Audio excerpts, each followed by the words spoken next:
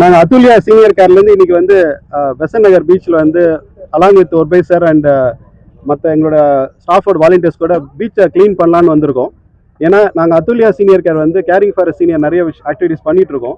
But அது ஒரு one of the social ஆக்டிவிட்டீஸாக சரி நம்மளால் முடிஞ்சது இந்த சொசைட்டிக்கு பண்ணுன்றது காரணத்துக்காக நாங்கள் இன்னைக்கு என்ன பண்ணுறோம், எங்களோட ஸ்டாஃப் கூட்டு வந்து இந்த பீச்சில் வந்து ஒரு க்ளீனிங் ஆக்டிவிட்டி ஸ்டார்ட் பண்ணியிருக்கோம். ஸோ காலையில் ஒரு 2 hours வந்து நாங்கள் க்ளீன் பண்ணலான்னு சொல்லிட்டு பண்ணிட்டு இருக்கோம். இப்போ ஸோ ஒரு க்ளோஸ் ஒரு 100 பேர் வந்து இந்த ஆக்டிவிட்டியில் பார்ட்டிசிபேட் பண்ணியிருக்கோம் இன்னைக்கு. இதனால ஒரு இனிஷியேட் என்னன்னா, நாங்கள் மட்டும் இந்த பீச் மட்டும் இல்லை, நாளைக்கு வந்து உங்களுக்கு எங்களோட எம்ப்ளாயிஸ்கள் மற்றவங்களுக்கு ஒரு மத்தியில் வந்து ஒரு அவேர்னஸ் கிரியேட் பண்ணி எப்படி நம்ம சுற்றி இருக்கிற ஏரியாவை க்ளீன் பண்ணலாம் அப்படின்ற ஒரு ரெஸ்பான்சிபிலிட்டியை வந்து எல்லாருமே வந்து அடுத்தவங்க க்ளீனாக இருந்தால் நல்லா இருக்குன்னு சொல்கிறாங்க. நம்மளும் எப்படி க்ளீனாக வச்சுக்கலான்றதுக்காக நாங்கள் இந்த ஆக்டிவிட்டி பண்ணுறோம். ஸோ அதுக்கு வந்து ஒத்துழைப்பு எல்லாருக்கும் ரொம்ப நன்றிங்க. இல்லை, அதுல்யா சீனியர் கேர் வந்து நாங்கள் ஒரு 8 வருஷமாக பண்ணிட்டு இருக்கோம். ஆனால் இந்த மாதிரி ஆக்டிவிட்டிஸ் பீச் ஆக்டிவிட்டி தான் ஃபஸ்ட் டைம் பண்ணுறோம். மற்ற ஆக்டிவிட்டிஸ் நிறைய பண்ணுறோம். ஆனால் பீச்சில் வந்து ஒரு க்ளீனிங் ஆக்டிவிட்டின்றது இதுதான் ஃபஸ்ட் டைம் நாங்கள் ஸ்டார்ட் பண்ணியிருக்கோம். பட் இது ஒரு கண்டினியூஸ் ஆக்டிவிட்டியாக பண்ணலான்னு பிளான் பண்ணியிருக்கோம். நாங்கள் இந்த ஈவெண்ட்ல வந்து ஒரு சீனியர் சிட்டிசன் வந்தாங்க, அவங்களுடைய கருத்துக்கள்லாம் சொன்னாங்க. இது மாதிரி மற்றவங்களுடைய எண்ணங்கள்லாம் எப்படி இருக்கு?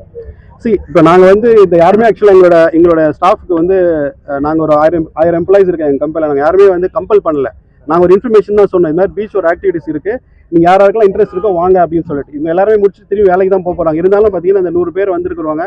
சில காலேஜ் ஸ்டூடெண்ட்ஸும் வந்துருக்காங்க. எல்லாமே ஒரு வாலண்டியராக ஒரு இன்ட்ரெஸ்டடாக வந்து ஏதாவது ஒரு பண்ணணுன்ற ஒரு சொசைட்டிக்கு ஏதாவது பண்ணணுன்ற மைண்ட் செட் வந்து எல்லாருக்குமே இருக்குது.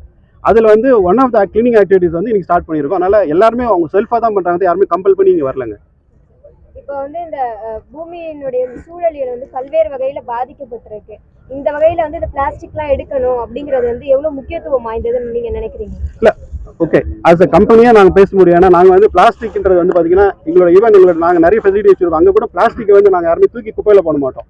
நாங்கள் என்ன பண்ணுறோம், அதுக்கு ஒரு டெய்லி வந்து ஒரு எவ்வளோ பிளாஸ்டிக் நாங்கள் எடுக்கிறோம் அதை வெயிட் போட்டு தனியாக வச்சுருக்கிறோம். எவ்ரி வீக் வந்து அதுக்கு ஒரு ஆர்கனைசேஷன் கூட அசோசியேட் பண்ணி இந்த பிளாஸ்டிக்கை வந்து ரீசைக்கிள் பண்ணுற எடுத்துகிட்டு போங்கன்னு தான் சொல்கிறோம். அதை வந்து எங்களோட ஒரு ஆர்கனைசேஷனாக ஒரு இண்டிவிஜுவலாக எங்களால் என்ன பண்ண முடியுதுன்றதை நாங்கள் பண்ணிட்டு இருக்கோம். பட் இது வந்து எல்லாருக்கும் கிரியேட் பண்ணுறதுக்காக நாங்கள் பண்ணுறதை வந்து இன்றைக்கி ஒரு பிளாஸ்டிக் வேஸ்ட் பண்ணக்கூடாது, ஏன்னா அதனோட இருக்குன்றதை கம்யூனிகேட் பண்ணுறோம் இன்றைக்கி.